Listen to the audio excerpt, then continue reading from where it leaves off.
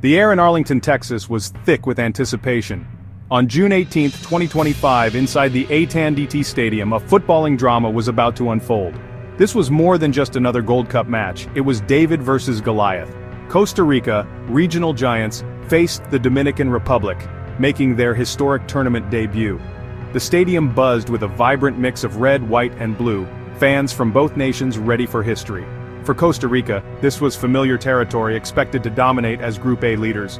For the Dominican Republic, every moment was a first, a test of nerve, skill, and heart.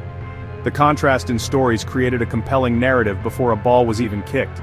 As the national anthems echoed, pride and determination were etched on every face. The Dominican players stood tall, representing their nation for the first time. Costa Rica exuded calm confidence, knowing what it takes to win. The referee's whistle was moments away, ready to unleash 90 minutes of passion and drama. This was more than a game, it was a celebration of football dreams in the heart of Texas.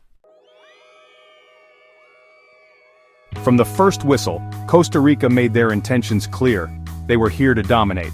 Los Ticos seized control, their midfield duo Bran and Gallo dictating the tempo.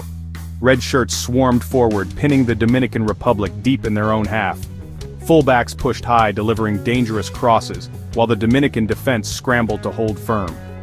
Bran and Gallo's crisp passing created a web the debutants struggled to escape.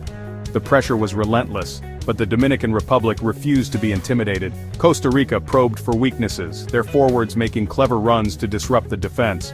The stadium buzzed with every Costa Rican attack, a goal seeming inevitable. Yet despite their dominance, Costa Rica struggled to create clear chances in the opening 10 minutes. The Dominican defense, under immense strain, held their ground. The tone was set, Costa Rica's attacking patterns versus the Dominican Republic's disciplined resistance. The Dominican Republic responded to Costa Rica's pressure with remarkable composure. Coach Marcelo Nevelef's compact back five formed a white wall, frustrating Costa Rica's attackers. Goalkeeper Miguel Lloyd anchored the defense, his calm presence inspiring confidence. The defenders communicated constantly, winning duels and making crucial interceptions. Costa Rica were forced into long-range shots and hopeful crosses. Lloyd's leadership and quick distribution launched rare counterattacks. The Dominican defense threw their bodies on the line, blocking shots and making last-ditch tackles. Their disciplined approach allowed them to weather the storm and grow into the game. This was not just defense, it was a statement of collective will and tactical maturity. The match exploded into life with clear chances at both ends. In the 13th minute, Costa Rica's Ugalde broke through, only for Miguel Lloyd to make a sensational save. That stop sparked belief in the Dominican side, who countered with Azcona's dazzling run and Romero's shot just wide. The game became a thrilling end-to-end contest. Dominican midfielder Marshall unleashed a swerving shot from distance, but Keylor Navas tipped it over with a world-class save. Both teams now respected each other's attacking threat. The Dominican Republic were no longer just defending, they were creating problems.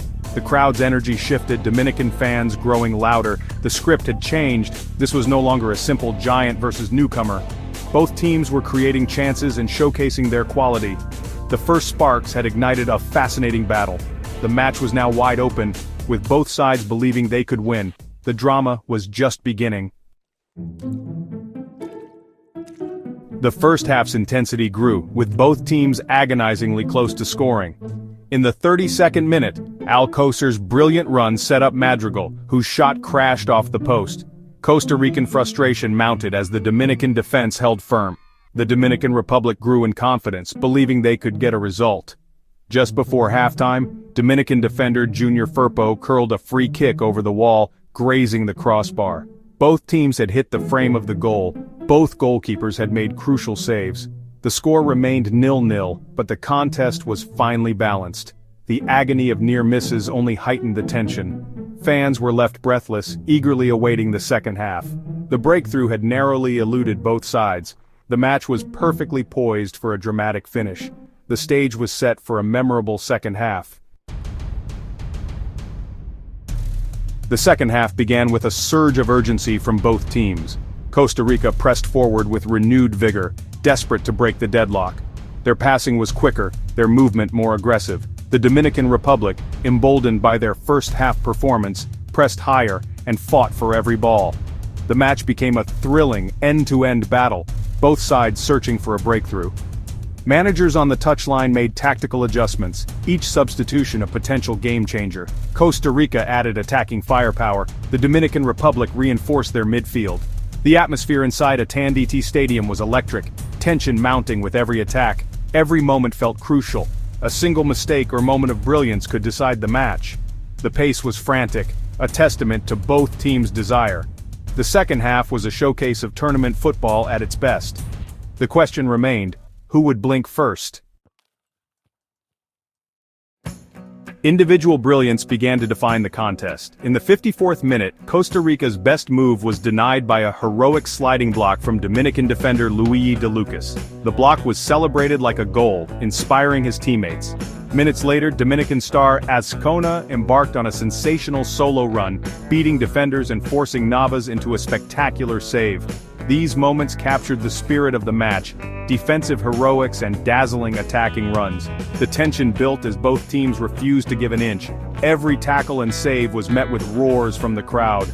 The players left everything on the field, their exhaustion masked by adrenaline. Football's magic was on full display, moments of courage, skill, and heart. The match's tension peaked with a dramatic VAR intervention. In the 71st minute, Costa Rica appealed for a handball in the Dominican box after a frantic scramble. The referee waved play on, but VAR initiated a review, halting the game. The stadium held its breath as the referee checked the monitor. After a tense wait, the decision: no penalty. Dominican fans erupted in relief. Costa Rica groaned in frustration. The pivotal moment kept the scores level. The drama added another layer to an already gripping contest. The final minutes promised even more intensity. The final 10 minutes were played with desperate energy. Costa Rica forced corners with Calvo's header denied by another brilliant Lloyd save. In stoppage time, Dominican striker Gonzalez had a golden chance but fired over. The final whistle blew, 0-0, but the scoreline belied the epic battle. Players collapsed in exhaustion, mutual respect clear in post-match embraces. Costa Rica, the Giants, had been held. The Dominican Republic, the debutants, had earned a historic point. The match will be remembered as the day the Dominican Republic announced their arrival. Their disciplined defense and attacking flair defied expectations. Both teams left the pitch as champions in spirit. The draw was a victory for football's competitive balance. In Texas, both sides earned respect and a place in Gold Cup history.